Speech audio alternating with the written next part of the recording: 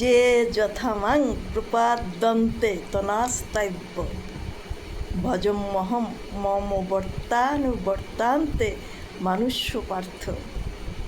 তার মানে গোবিন্দ বলতে চাচ্ছে, যারা যেভাবে আমার প্রতি আত্মসমর্পণ করে আমি তাদেরকে সেইভাবেই পুরস্কৃত করি।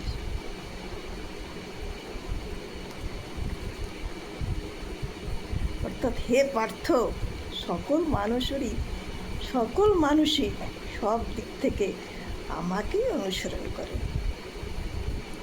সে যে যেভাবেই করুক না কেন।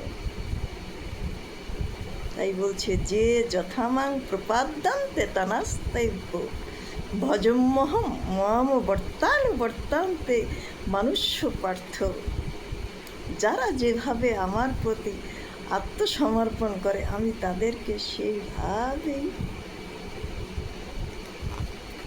পুরস্কৃত করি, মনোবাঞ্ছা পূর্ণ করি। অর্থাৎ সব দিক থেকে আমারই ভজনা করে।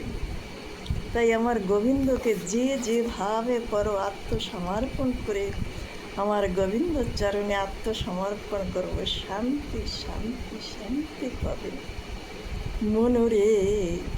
গোবিন্দ চরণে শান্তি শান্তি, অন্য কোথাও শান্তি নেই।